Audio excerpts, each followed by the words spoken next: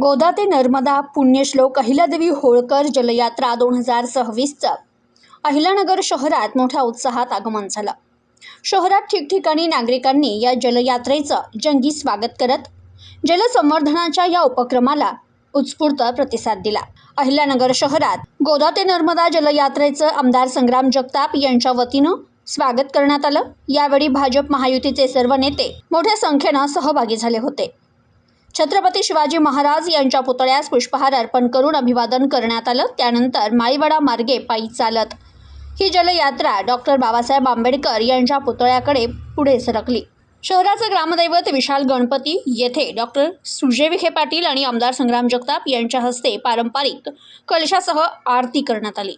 यावेळी वारकरी संप्रदायातील भक्तांचा उत्स्फूर्त सहभाग पाहायला मिळाला, तर महिलांनी फुगडी खेळत पारंपरिक उत्सवाचे रंगतदार दर्शन घडवलं। यावेळी बोलताना माजी खासदार डॉक्टर सुजय विखे पाटील म्हणाले, पुण्यश्लोक अहिल्याबाई होळकर यांच्या 300व्या जन्मोत्सवानिमित्त आयोजित गोदा ते नर्मदा जलयात्रा ही जनजागृती आणि प्रेरणेचा महत्त्वपूर्ण उपक्रम ठरतोय।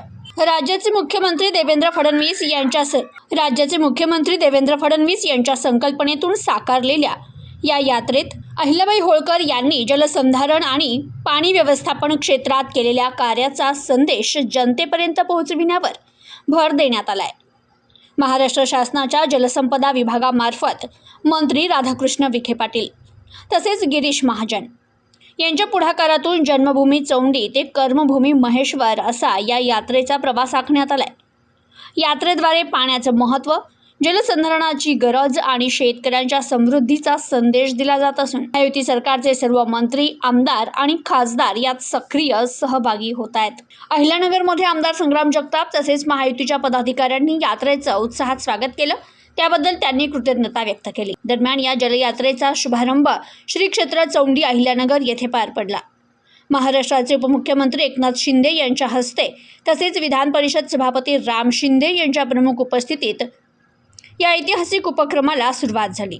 प्रारंभी पुण्यश्लोक अहिल्यादेवी होळकर यांचं जन्मस्थळ आणि समाधीस्थळाला भेट देत अभिवादन करण्यात आलं। यावेळी डॉक्टर सुजय विखे पाटील यांनी आपल्या प्रास्ताविकातून जलसंवर्धनाचं महत्त्व अधोरेखित केलं। अहिल्यादेवी होळकर यांच्या कार्यातून प्रेरणा घेऊन पाणी व्यवस्थापनाचा संदेश समाजाच्या प्रत्येक घटकापर्यंत पोहोचविण्याची गरज व्यक्त केली।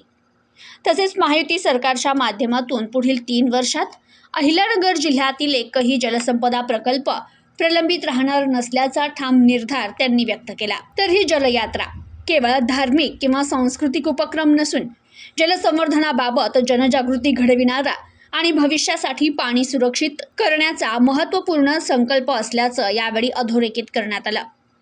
या कार्यक्रमाला खासदार रामराव वडकुते, आमदार अमोल खताळ, आमदार काशीनाथ दाते तसेच विविध संत, महंत, वारकरी आणि प्रशासनातील वरिष्ठ अधिकारी उपस्थित होते। याशिवाय ग्रामस्थ, महिला भगिनी आणि पत्रकार मोठ्या संख्येनं उपस्थित राहून या ऐतिहासिक जलयात्रेला त्यांनी उत्स्फूर्त प्रतिसाद दिला।